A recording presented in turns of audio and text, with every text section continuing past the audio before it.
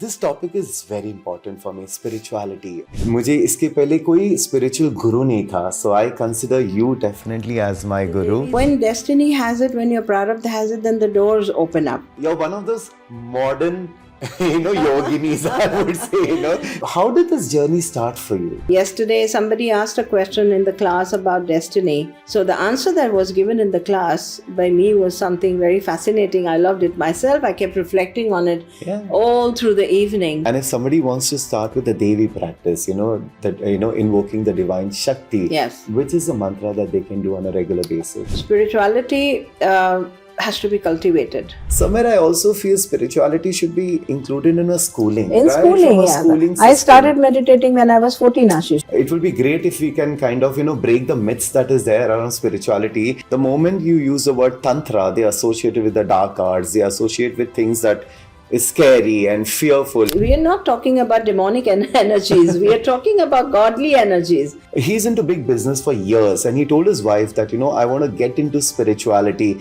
The wife is like, are you mad? You're going to leave all your business and become a sadhu and, a sannyasi. If you are able to function in the light of wisdom, knowledge and dharma, then you are a very beautiful person and you are truly spiritual. Now, before we close this session, if you could actually say a beautiful mantra for us. Hello everybody, welcome to my channel Aashworld. I'm Dr. Ashissh Narayankr and today's podcast is very, very special. Why special? Because today's guest is not from here, she's from Rishikesh and she's my teacher, she's my mentor, she's my guru, and it's not that every day I get a chance for her to be on my podcast. So do listen to it. She's Ma Gyaan Suveera, who has initiated me into my sadhanas, that I practice. My spiritual growth is happening under her guidance and we have the wonderful opportunity to hear her.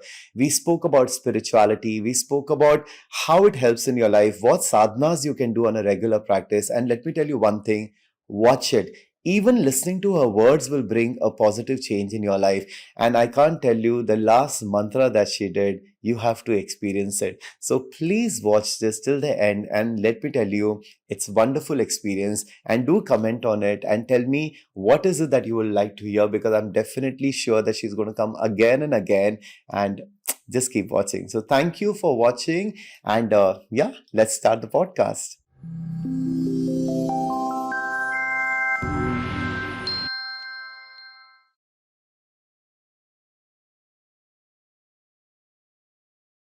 Welcome, Ma. Welcome to Aashworld channel. And first, I want to say thank you so much for agreeing to come here.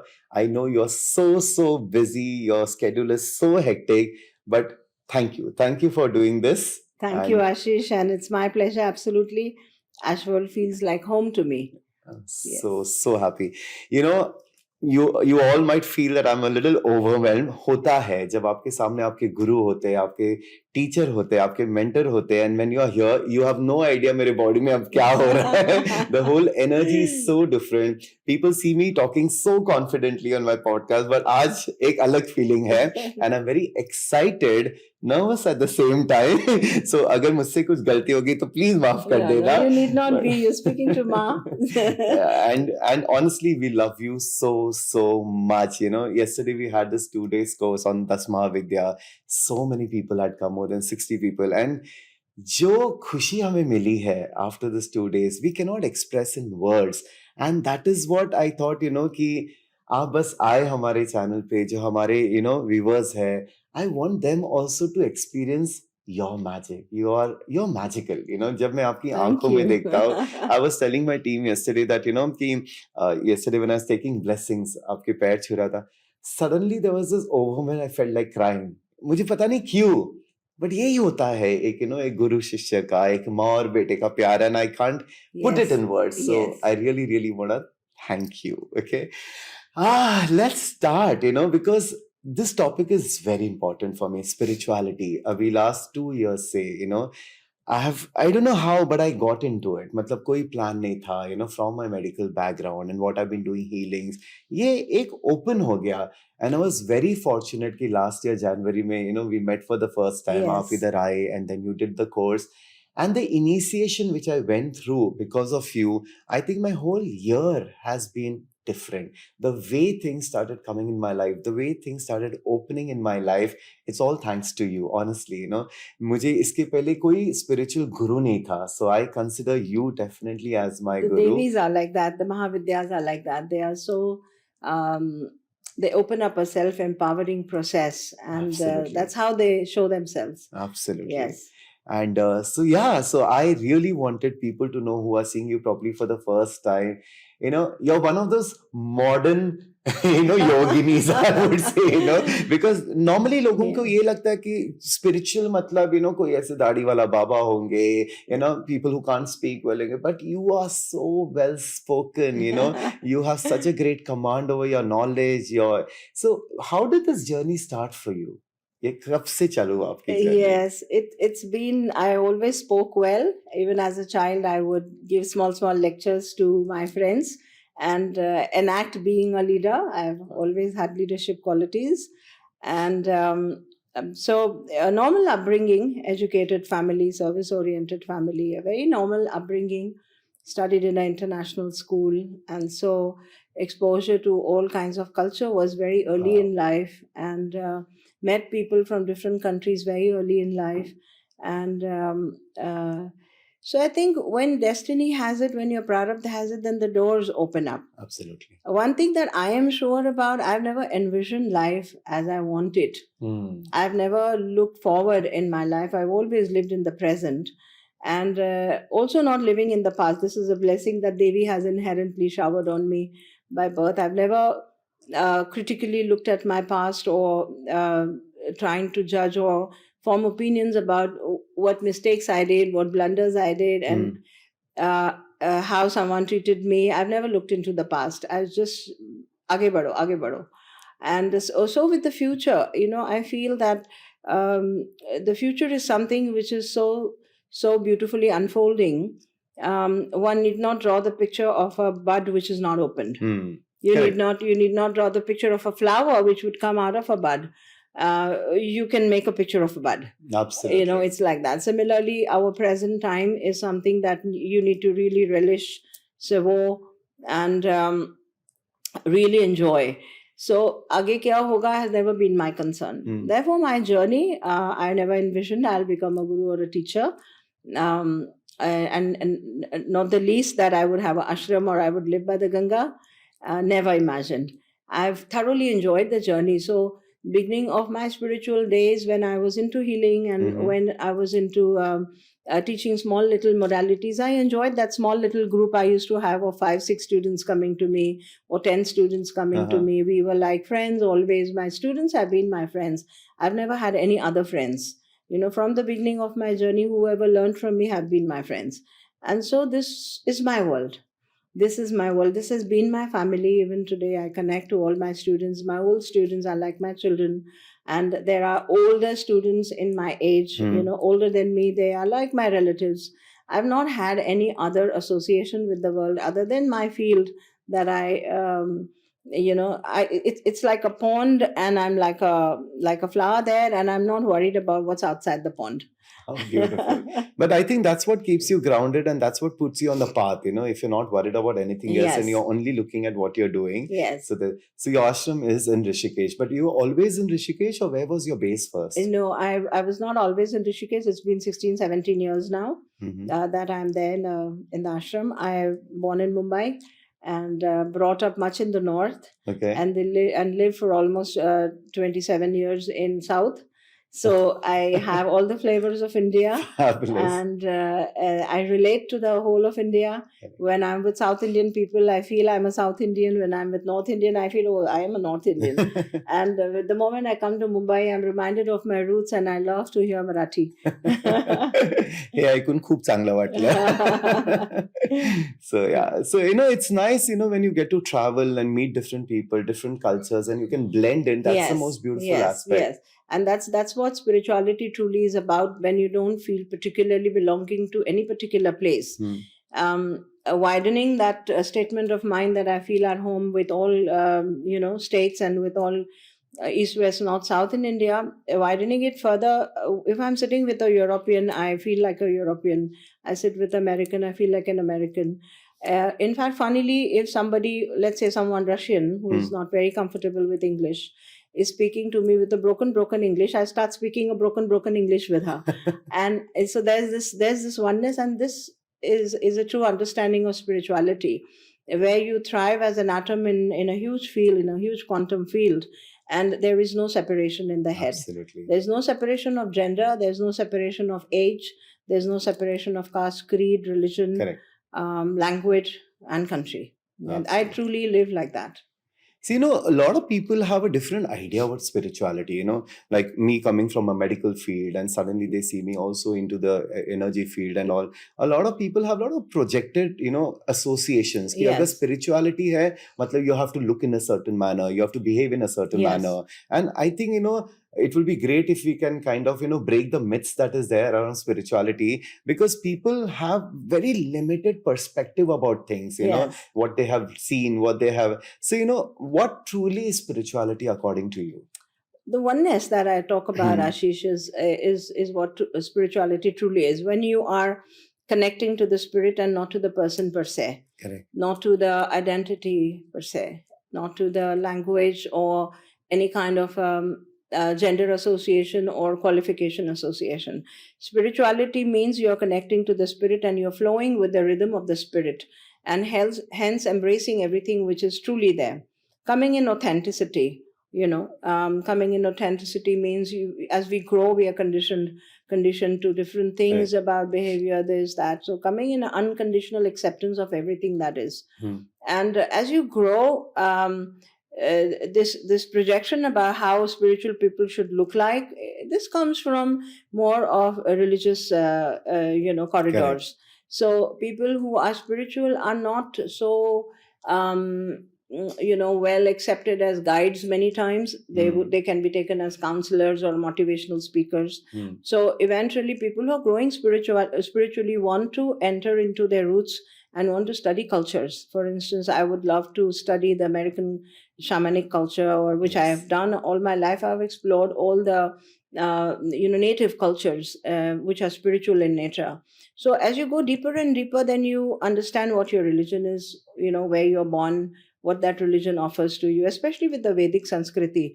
It is so rich in its vastness. It's so rich that once you get the glimpse of it, then you want more and more and more and more. So to me, I've been fortunate enough to be spiritual first and then religious, which happens sometimes to people the other way around, that they are religious first and then become spiritual. So if someone is just spiritual, then it's inadequate, I feel sometimes. If someone is just religious, it's inadequate. A beautiful blend of spirituality and religiosity gives you a dimension that is absolutely unimaginable. And there is acceptance, respect for all the religions and cultures of the world. There would be no judgments that one would, carelessly pass on anyone. And you're truly developed and in your head, and you're truly progressed and evolved in your head. You understand the true meaning of spirituality when you study any religion beautifully, truly, not as propagated by by the cults or by the closed corridors, but truly understand the scriptures as given, because all the religions have been laid down by saints and seers. The common person has not written any religion. Religions have been written down by ascended masters and people who have literally heavenly lived their lives, whether you talk of any religion in the world.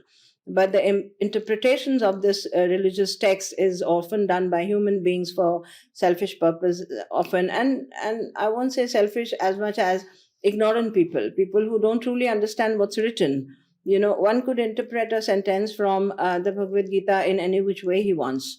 Similarly from Bible, or similarly from the Quran. People could stretch it because the words are so rich. What is embedded in a sentence is like vast. So anybody could twist and turn this sentence. So true spirituality would help you to understand the intention of religiosity in the world. The intention is never bad. It is to keep the society in control. It is to keep the society in a proper behavior. हमारे यहाँ जिसको मर्यादा कहते हैं, हर चीज की मर्यादा को समझ के चलना, and walk with grace. And because everybody is not spiritually evolved, some people are ignorant, some people need do's and don'ts of the society. Correct. Whether it is a home or an office, we have a protocol. Whether it is a school or a college or a university or a temple, It's needed. there is rules and regulations are needed. So religiosity, religion gives you those kinds of rules and regulations for XYZ people of all evolutionary level to come in a proper behavior.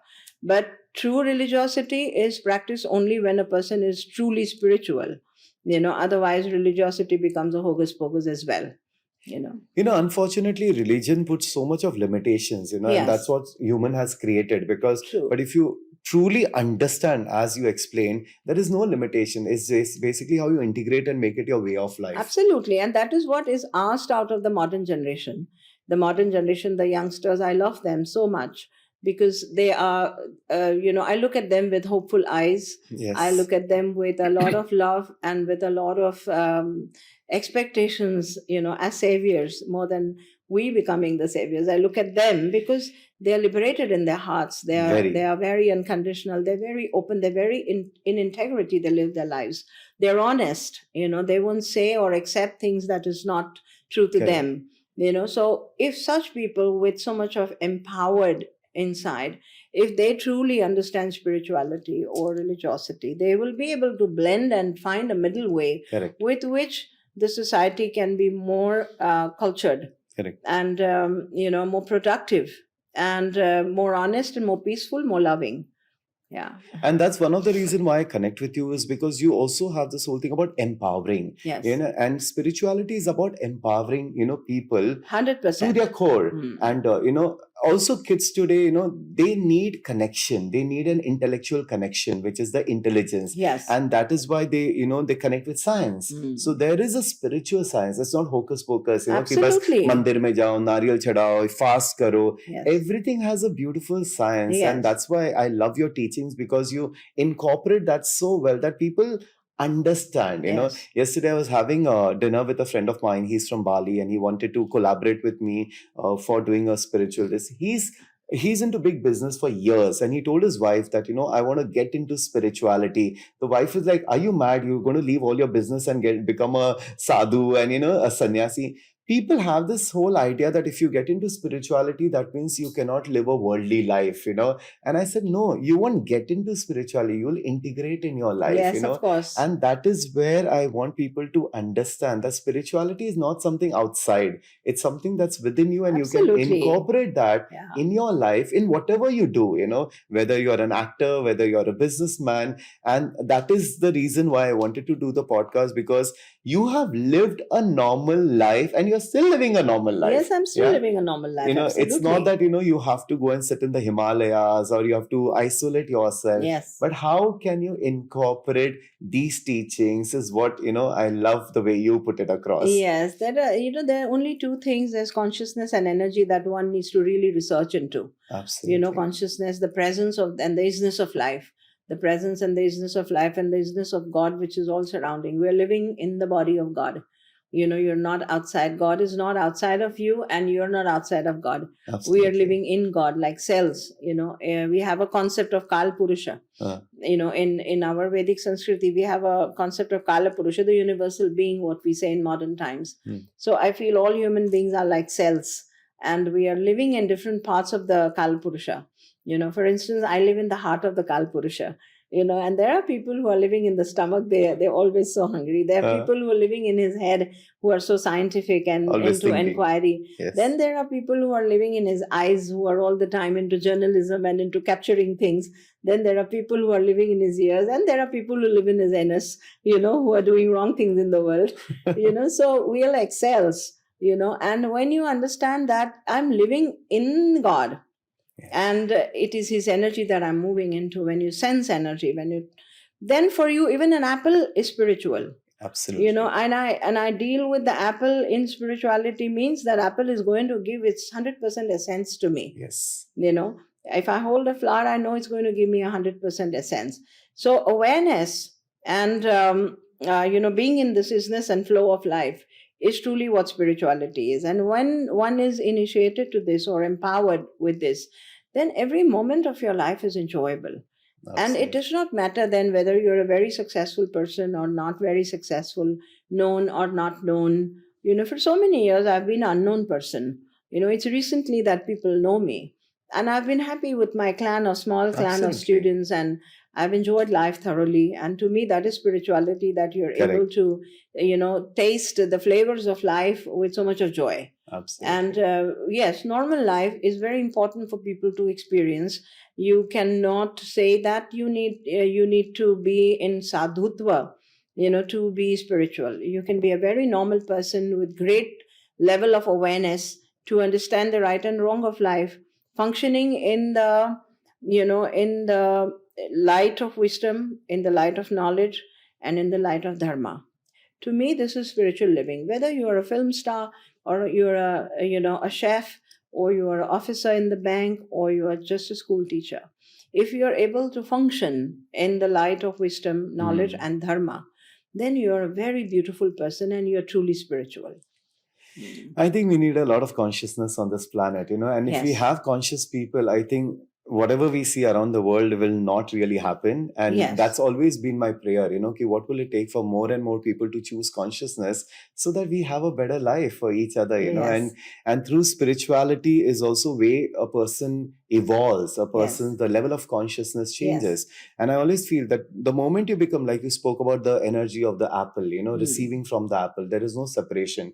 But that can only happen when you raise your level of consciousness to that level, that you're in communion with every atom and molecule of the universe, and you become a part of everything. Yes, that's why learning is an important aspect. And people like you who, run such institutions where it's an open platform for people to come and learn things. If you don't learn different things, then how would you open your perspective? How would you widen your perspective? How would you understand someone has got something to teach you about what is energy? Self-exploration karte hain. Many people can do self-exploration, but that's like going into 1,000 lanes to find that one lane. Correct. And why not if somebody is showing a floodlight and showing you that lane which is just for you? Absolutely. So these institutions are very important. These people are important. You are important. I am important. Absolutely. Yes. And I feel a person, like I always say, when a student really wants to learn, the teacher appears. How you came into my life, because I was keen on learning, and it's not randomness. I always say, these are synchronized, beautiful events, because I think I was ready to receive the information that you were giving, and that's the reason I feel those who are ready, they should know who to go to. Because having a mentor, having a guru in this kind of a field is so important. Because then they show the right path, and you're not just moving around gathering information from internet. Today, information is everywhere. You have YouTube, you have books, there's everything. But how much is the right information? That's very, very important. Yeah, the entire gamut of the Vedic literature is available on the internet. Correct. The whole Bhagavad Gita is available. There are free classes on Bhagavad Gita available everywhere. Everybody is offering. Good people are offering. Institutions are offering. But how many are able to learn? So you need a guide mentor. You need someone. You need a place to go and hear it in the right way, in the right format, in the right sequence, and take you step by step into the training. So spirituality has to be cultivated. One has to cultivate it. It's there naturally for some people who worked on it in their previous lifetimes. It's there naturally. The wisdom is there. For instance, we had a very young boy yesterday we spoke about. So that's there. There are some fortunate, blessed people, but not everybody. So they need guidance. But today I also see that a lot of youngsters also, like even I do this classes called Access Consciousness, which is about becoming aware. I mean, it's not a spiritual course, but it's about awareness. Of course. And today young kids come with the parents, and I feel so happy because till the age of 60 anyway, it's free for the kids. That inspires the parents to bring. And I've seen that children are more aware than the parents. They pick up quicker. They pick up faster because they absorb so much quicker and faster. So these things, I think if we are incorporating in the right way, somewhere I also feel spirituality should be included in a schooling. From a schooling system. I started meditating when I was 14, Ashish. So important. And I was in school when I started meditating. Mother's books and Sri Aurobindo's books I started reading when I was 14, 15, 16. And I think it's such a blank page. Your mind is such a blank page at that time. Write golden words. So, these things should be included in the school. Yes. And with today's, the way technology is there, the way things are available on internet, Yes. unfortunately, a lot of children are also being influenced the wrong way, if I put it Yes, across, yes. So I feel, if this can be put in properly, because there Mm. is a science, recently I also got into TM meditation, transcendental Yes. meditation. I went to Guwahati, and there is amazing guru who is now taking this to schools, in that, if you put children into this practice right from childhood, I think every child can become a genius. Every child Absolutely. can be brilliant, And aware, and they will never go Absolutely. into the wrong corridors, because now you're befriending the higher realms and not the lower realms. It's Correct. important to connect the children to higher frequencies, Absolutely. and so that they don't slip and fall into the lower frequencies, because it's easy to connect. Correct. Energy is energy. Absolutely. So when we spoke about, spirituality not being just going to the temples and doing pujas, it's about connecting to a high level of consciousness, Yes. which helps you raise. And that's when now the topic of our, the courses of Das Mahavidya or different comes in. This time recently when we did the Das Mahavidya, I saw that more than 60 people had come for the class, but there were only 5 men who came, but rest were all women, Yes. So this is another myth that I want people to understand, that when we're talking about the divine Shakti, when we're talking, is it that only women can do courses which are Shakti related, or men only should be with the Shiv related courses? Not only Shakti and Shiva, but also spirituality. Generally, you find more women, because the feminine is receptive. Yes. Masculine energy is ego oriented, and it's more of a projective energy. Yes. But human being is both man and woman inside. We have the yin and the yang, we have Yes. the positive and the negative polarity, the receptivity and the projectivity. Correct. Both are there. So if there is a lopsided development of, let's say, the feminine in a woman, then she is extremely emotional and extremely bewildered most of the time with life, So there has to be essentially a masculine in her that needs to be grown, touched upon. So when she comes in that beautiful balance of a man-woman energy inside, then she's one of the most successful people, So unfortunately, women have worked on this in the past 3-4 decades a lot.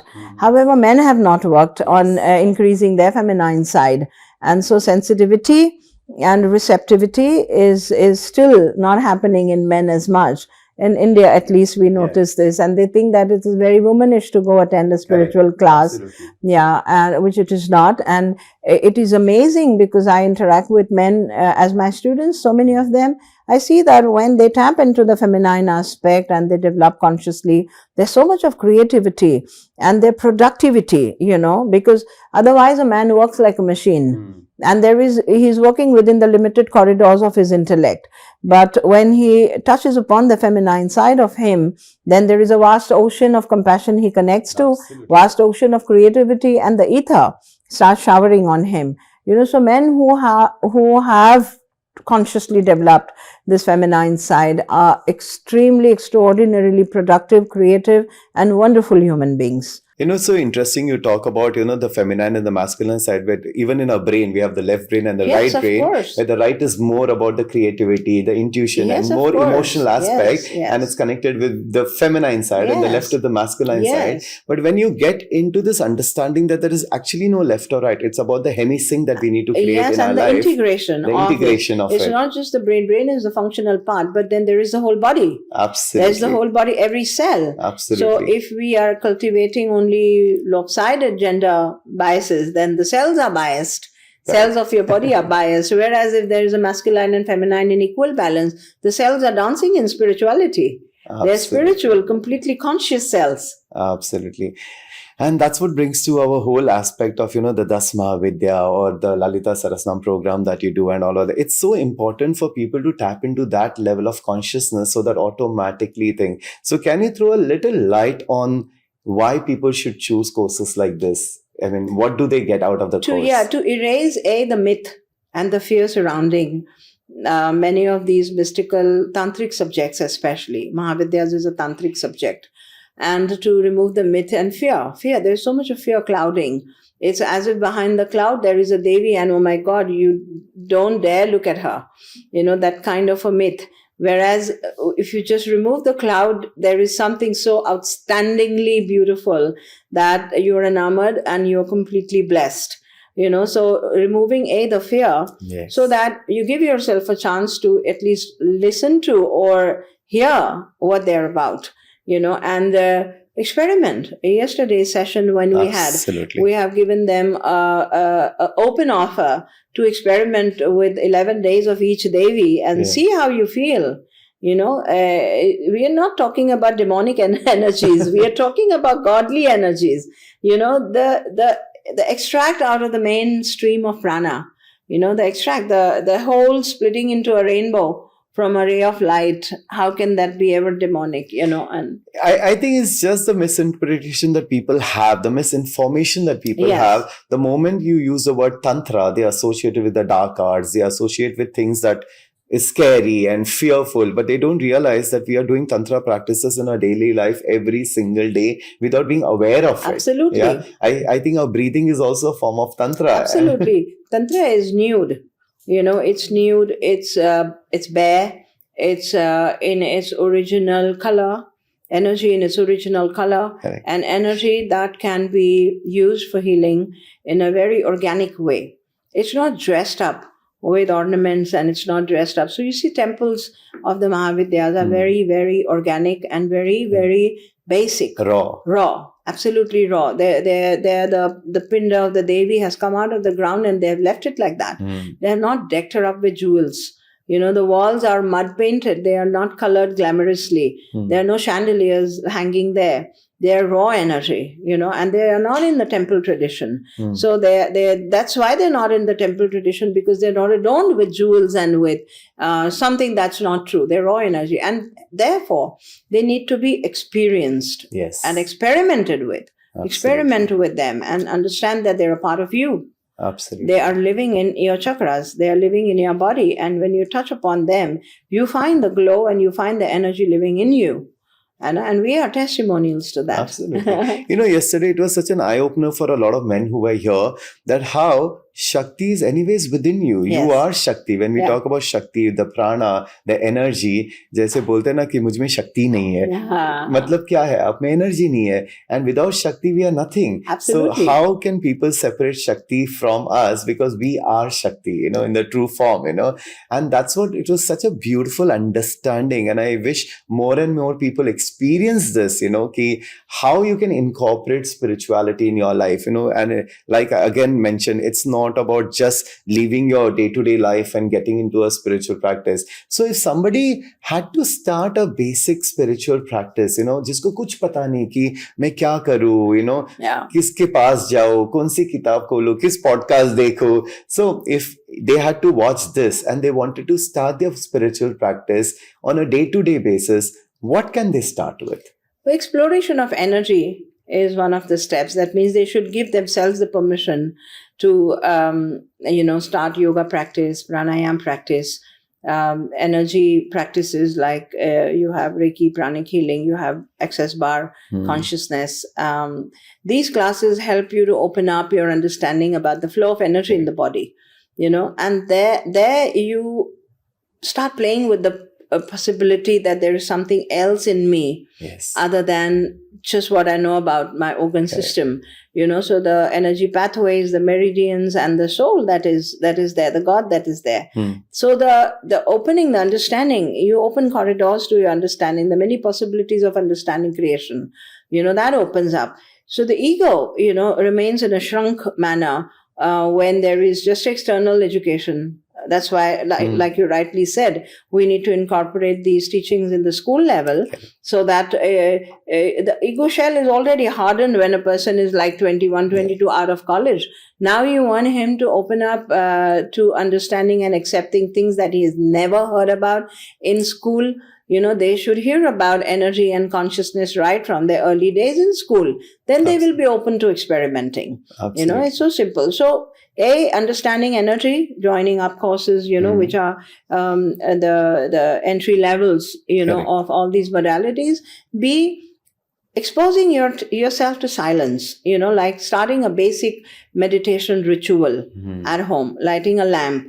For instance, one of the basic fundamental things that all cultures in the world do. Some light a candle, some light a lamp, but that is symbolic of opening awareness. Nice. Lighting a lamp is like I am now igniting that fire in me, that fire of wisdom and knowledge in me. That light that is going to show me much more of life than what I know. That is symbolic. Nice. So when you light a lamp and when you just sit and close your eyes, there's an inner exploration that will ignite. It will ignite. So a lot of people have this thing that, I cannot sit with my eyes closed for more time, 10 minutes, 15 minutes. So I always tell them, start with 2 minutes, start with 2 minutes, 2 minutes, and learn to love yourself. Learn to love yourself with softness, with music, with touch. Why are we so hardened and so scared of our inner self that we can't close our eyes to our own existence? True. Everyone needs to learn to love himself. Absolutely. And come into the softness of energy. It's all hard. Body is all hard outside, but the inside is also palpable. And so, so closing the eyes allows you to touch into the soft corners of your body. Yes. And in your spirit. That's how you will find yourself. If you're getting scared, closing the eyes means you're closing your eyes to an aspect of you that is so waiting for you to see. To know. So vast, so unknown. And, yes. But also a lot of people have the fear of the unknown, the fear of the vastness that they are not seeing. Erase it. Yeah. One needs to put in all efforts to erase fear. Fear is of no use to us. Fear comes from the unconscious. It comes from the dark corridors of the universe. We don't need fear. We need only love. We need only peace. We need only acceptance and light. So that there should be a prayer for people who can't meditate. The prayers can be. Mother used to say this. She used to say this, that if you can't meditate, doesn't matter, but you can pray. Absolutely. So praying also is difficult for many people because they feel that, what is this God that wants me to kneel down every day? But what is this ego that doesn't want to kneel down every day? I say. So well said. But I also say that, a lot of people don't do idol worship and all of that. But what if you could just close your eyes and just connect to the Why don't you just sit in front of the mirror and kneel down to yourself? At least you learn to kneel down. Isn't that so?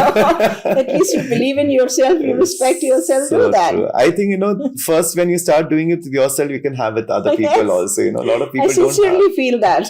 For those who don't want to kneel down or put their bow down or put their head down on the ground, you do that to yourself. At least you love yourself. And after all, self is God. Absolutely. The Brahman sitting in you will reciprocate, respond, and will show you many faces of him. Absolutely. With the sadhanas that you've given us, we've done a lot of anushtans and the practices and all. And, it opened up my connection with Tripura Sundari. Yes, beautiful. Her. And, honestly, over a period of time, it's just that I see her everywhere. And over a period of time, I just feel she's within me. And you have allowed. Yeah. Ashish, you've opened yourself to the possibilities that God has so many possibilities to show himself and herself. So because you allow, if you don't allow, the eyes remain closed. We have a limited, the vision, all our senses have limitations. There is a certain frequency our ears can work into. Correct. There is a higher frequency we can't hear, lower we can't hear. Correct. Similarly, the eyes have a limitation to how far you can see. So when you understand the limitations, can you give yourself permission to look beyond and under that? Absolutely. Yeah. It's just the choice that you have to make. It's just a choice, yes. A choice. It's amazing. And so there's another topic that I wanted to talk in connection to our daily practices. A lot of people, who don't have gurus and they don't know what kind of mantra they can start. They're very, very keen. They want to start some sadhana. They want to start some chanting mantra because, nowadays, of course, they hear the benefits of mantra. You read so much of it. Yes. So if somebody has never done any kind of a spiritual practice or never any mantra practices and keeping the the religious aspects on the side, but a pure mantra practice which is basically words, energy, vibration, which is the one thing that you can give to everybody as a very common thing that anybody can do it. Yes, Nada sadhana can be done by anybody. Nada is the chanting of Om, and reverberating with it, echoing with it, vibrating with it. Knowing very well that I'm not, because people are scared to get into religious corridors. Okay, you believe in science, you believe in NASA, you believe that the Om is a vibration that's there in the universe. Why don't you chant that to be able to go beyond earth to sense what's energy about? And when you do Nada sadhana, 10 minutes of just Om chanting, keeping your attention at various centers in your body, Now the sadhana is beneficial to a person at different centers, different effects. Yes. So starting with the throat and just humming. Mhm. Even if you don't want to say Om, just humming with your throat and keeping attention on the crown will open doors and windows of information that you can ever imagine. That's beautiful. And if somebody wants to start with the Devi practice, invoking the divine Shakti, Yes. which is a mantra that they can do on a regular basis? A Reem can be done A just Reem. the way we do the Om. Reem can be done. Reem is a pranav. It's a pranav mantra of the Devi. It's a Devi pranav. So when the spandan of the Shiva and Shakti happens, that means when consciousness is invoking the kinetic energy, the moving energy in him, in itself, him is also a wrong word to use, in itself. The spandan creates the Om, and the energy sound is Reem. The sound of that moving energy is Reem. That means Adi Shakti is represented by Reem. So either Om or Reem will give you an experience. Reem is incomplete without Om. Om is incomplete without Reem. Om is just the stillness, and Reem is that moment and the immense probability of creation, possibility of creation. So if somebody wants to experience the Devi, you can just chant Reem, for some time and just go on. You don't need a mala. You don't need anything. Just close your eyes, sit somewhere beautifully, quietly, and with a smile on your face, keep chanting Reem for some time. I always say that's the power of the words. Believe me, I've done so many podcasts, but today when I'm sitting in front of you and as you're speaking, there's this whole energy around me. Yes, I can see that. It's just, it's just moving around me. I can see the mesmerizing that's energy. Beautiful, That's what I say. There's so much magic with what we say and do. And I just wish people can experience more and more, because eventually when you get into this and when you're so much in bliss, all the small trivial matters of life, it's like the energy radiates. The energy radiates, it emanates, and it engulfs everything around. It's like khushbu. Yeah. It's like essence. You have a bottle of essence here. How can you stop this from, spreading in the room? Absolutely. So vibrating energy, vibrating particles, vibrating Devi engulfs everything with her love. That's the way it is. Interesting. Yesterday during the class, we had this question, which was such a, important question. And I thought we could talk about it today. Like, a lot of people, just switch on the YouTube channel and they listen to mantras, they play mantras, which I also do recommend people, to play it in the house. Yes, so at least do that. Yeah, at least start with that. But yesterday you mentioned why it is important chanting a mantra, the difference between just listening. Yes. So if you could share that today. Yes, that was a beautiful insight, and it comes out of your audience. Your audience is such a ऐसे बोलते हैं कि the encouragement and the inspiration comes from people who are questioning. Yes. Sometimes my answers are a revelation to me. Absolutely. Sometimes what I say, I hear myself, it's something like that. So, this is not something which is exceptionally a secret or something. When you're hearing music, then only your ears are hearing the music, so there's something playing there in the background. Yes, the vibrations of that mantra is going everywhere in your house, and your house is, having that beautiful music. It's purifying, energizing, perfect. But about you yourself, only your ears, one sense is using, is in, absorbing that music. But when you're chanting, all your five senses are utilized. You're saying it from your mouth. Your breath automatically rhymes with the mantra. Yes.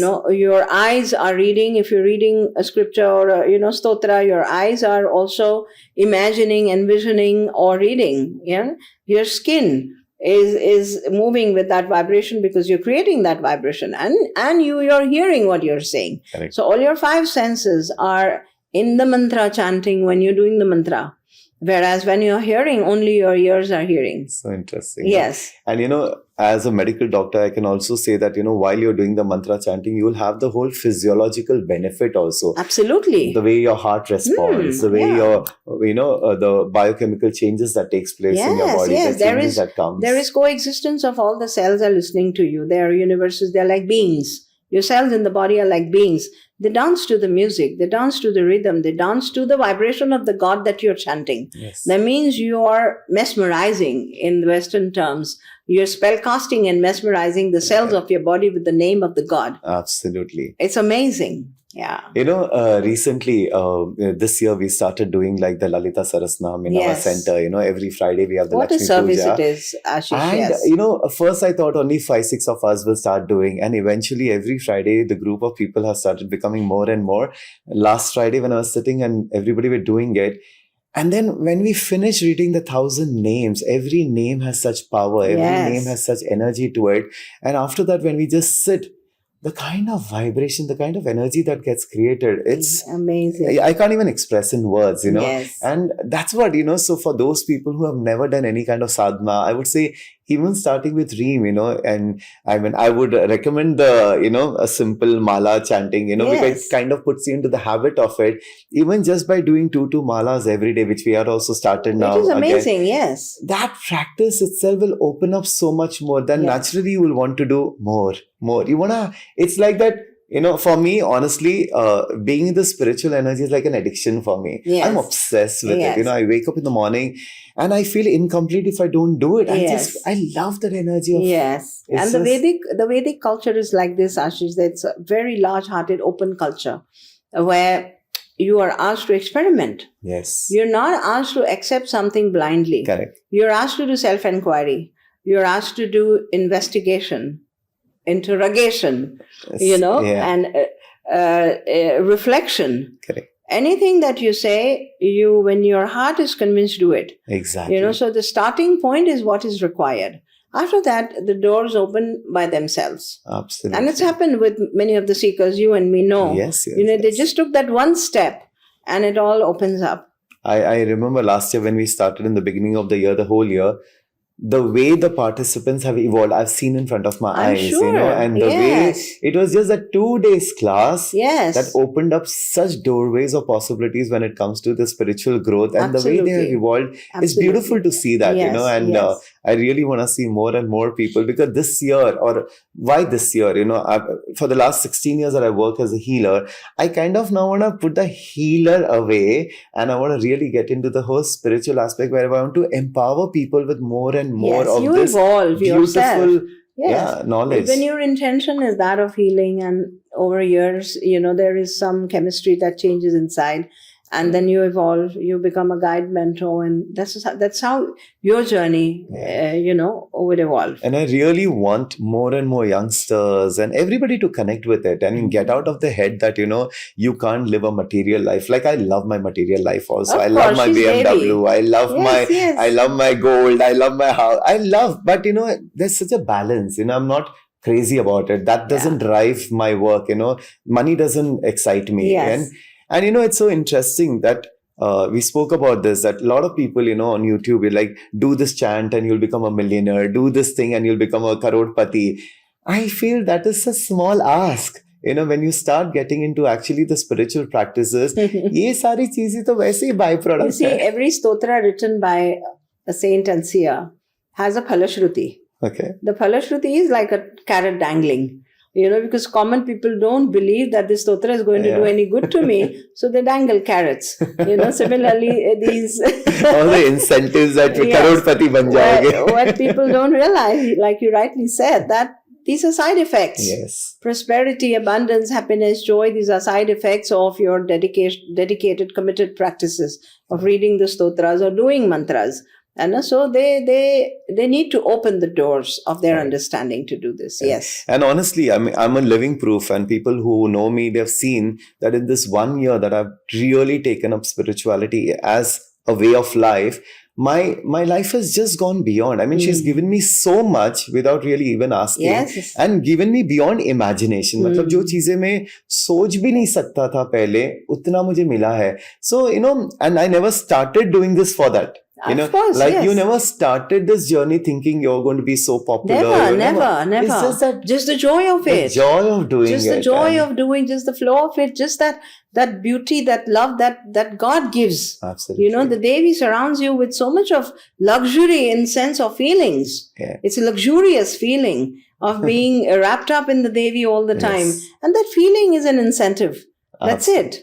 And I feel people, when they'll get a taste of it, that's when they want more and more and more, Yes. So I think the best way for them would be to start exploring, start, experimenting, as we say, with the small little steps. And then where they will go, they will not even realize. I've seen people who had no spiritual background, nothing, and one class, suddenly they have taken it so far. Yeah. Why is that? Is it because of the past life, Dharma? Yes. Something sleeping inside and waiting for you to take that step. Yesterday, somebody asked a question in the class about destiny, about Kauravas. He was asking that why did Kauravas die? Did they die because it was in their destiny? Did they die because Arjun killed them and his free will that to kill these people? Or did they die because Krishna was on the side of Arjun?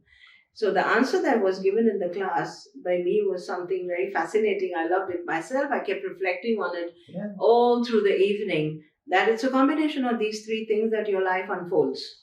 It needs to be destined. You need to act on it. You need to exercise your free will and divine grace.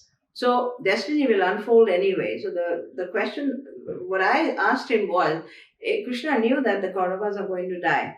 So why didn't he tell Arjun to just sit down and wait for them to die? Why did he ask him to get up and go shoot them? Because he knows that the alignment of these three things make things happen.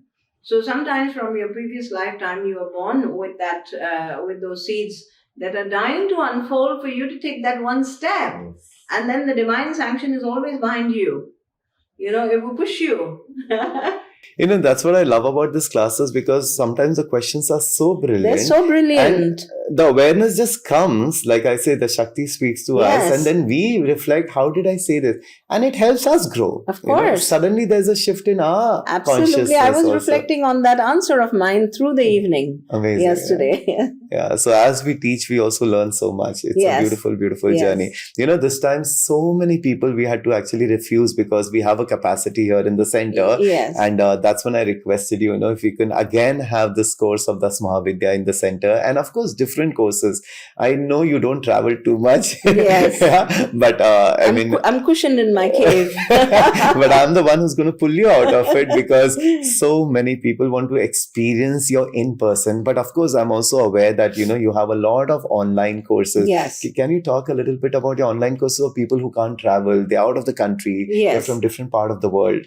Well, I've been teaching for many years now. It's 4 decades now that I've been teaching and guiding. So in the recent times, in the recent few years, especially after the pandemic happened, it opened another doorway of possibility for me to be open. I was closed in my head to conduct online sessions, and I always felt that it has to be in person, which is not true. Correct. The online corridors gave me so much of immense, promise that, and I could feel energy, especially when we did classes based on energy. I could feel the initiations happening, the, teachings happening. So I started conducting courses. I conduct 6 months courses, and all of these are recorded and uploaded and available for, purchase. And the fun side is I don't want to repeat a course. So when I do a course, and it's also exciting, and it's also beautiful, so well researched, so well, given to the students, then it's recorded and, and so curating courses and putting forward this energy science in front of people is my passion. I'm very passionate about it, especially the scriptures now. My focus and attention in the past decade has gone more to Vedanta, than on the energy sciences, which I've played all my life.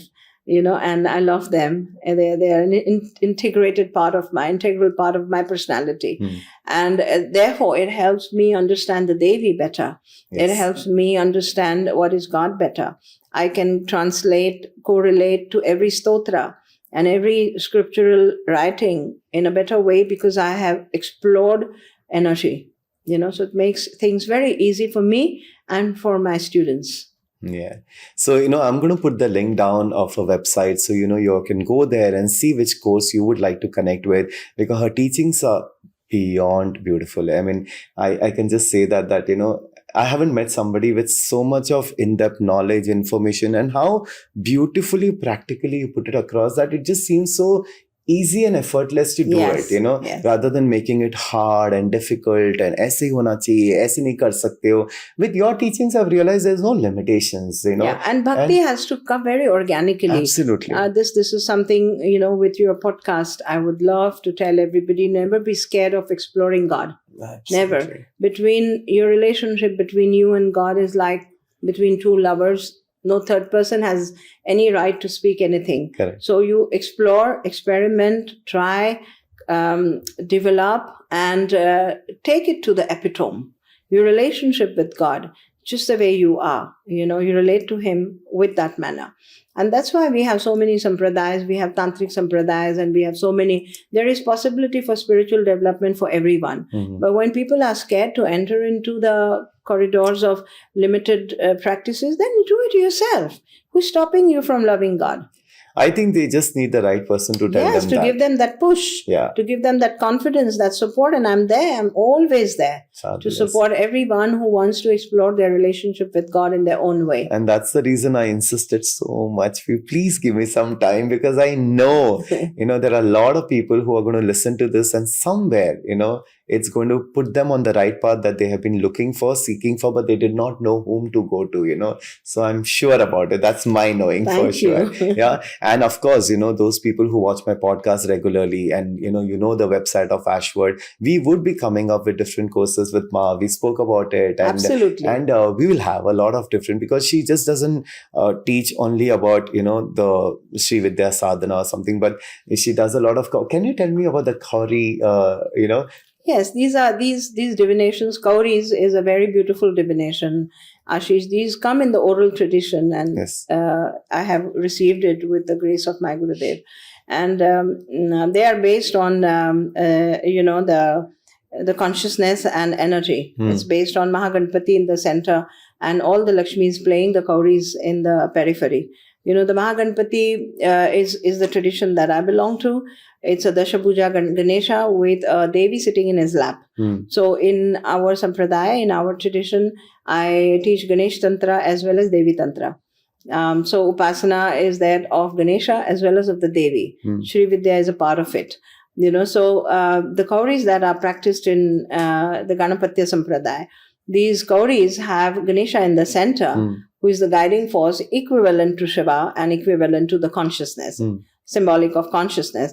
And the Kauris are the Devis, that dance in a certain manner, sit in a certain manner, show a back or show the face, and fall in a certain sector of the Kridangan to exactly tell you the answer to the question that you have asked. So amazing. They converse, they talk, and there is a proper empowering system of these Devis. There are Mahalakshmi, there is a Mahalakshmi, there are Sakhi Kauris, there are Sahai Kauris. So they're all Devis. All these Devis. The mystical science or divination tools have always fascinated, whether it's the tarot, whether it's the oracle cards, or there are so many ways of doing it. Yeah. So this is something definitely is on my bucket list to make sure that I learn it only from you. Yes. And we'll definitely have it here. And so this is something that I'm really, really interested in. In fact, I myself am joining your course of the 6 months of Lalita Tripura Sundari that you're doing. I'm definitely going to be a part of it. And so I'm looking forward to more and more learnings from you.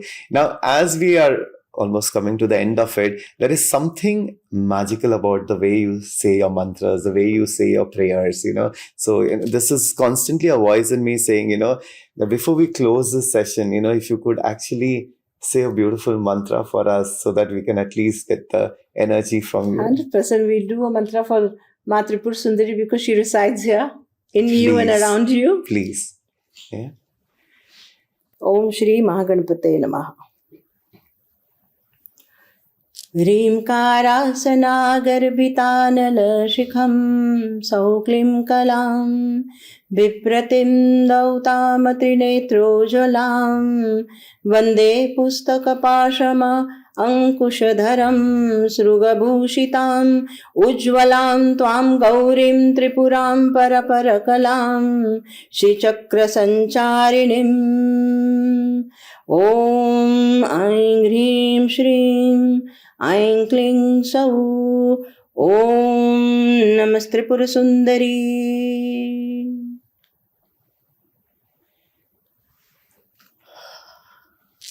Om. Om Shri Matre Namah. So, oh my God. I don't want to let you go. Just sit here, talk to me for hours and hours. Yes, Ashish. Such is your energy as well. Keep telling us about everything. And thank you so much, Ma. This was really, really amazing. And I'm still in the whole energy. And मैं चाहता हूँ कि हमारी conversation बंद ही ना हो. And honestly, I can just keep asking you questions and listening to you. मुझे ऐसा लगता है कि आप जब बात भी करते हो, there is this whole evolvement of my soul happening. So thank you so much. Thank you. But anyway, I have a quick question कि if somebody wants to connect with you, आपकी कोई community group है, WhatsApp group है, is there anything that they can do? Yes, there is a Mahaganpati Sadhana group which is there, and my phone number is there on my website. Okay. If anybody wants to join this community, it's a spiritual community where people, I encourage people to do mantra japa. If somebody wants a Mahaganpati mantra, I give them with my recorded voice and everything, and I keep a track of how he's going. So somebody wants to join this group, they can just send a message to me with their name and can say that please add me to the Mahaganpati group, and I will add them. Oh, nice. And they can interact with each other, they can interact with me. We follow a certain protocol of not spamming the group, etc. Absolutely. So it remains very peaceful, very energetic, and all our programs are announced there, whatever courses. And sometimes I take a free class for that community where I encourage them to do mantra sadhana and sort out their doubts and clear out their doubts and myth or fears, and so that group is something anybody can join. So this is open for all. It's open for all, yes. Are there any charges or anything? Nothing, no charges. That's such a beautiful seva. I think that's one of the best ways that people can connect to the teachings and energies, and then of course take it forward how they want to take it forward. Absolutely, yes. Wow, that's amazing. So so this is a time where I have to say thank you so much again for coming. And honestly, this has been one of my best interaction, best podcasts so far, because I just feel we are blessed. We are blessed to have you here. We are blessed to have the conversation that we had. And I feel all those people who are watching truly are blessed to just listen to you speaking about this. Absolute joy, bliss and blessings of my heart. मुझे अच्छा लगता है बहुत. And God bless your Aashworld and the whole community that is connected to you. May you grow leaps and bounds. And may Mahaganpati's abundant blessings always shower on you and your team. Thank you so much. And we are definitely going to see you many times in this year.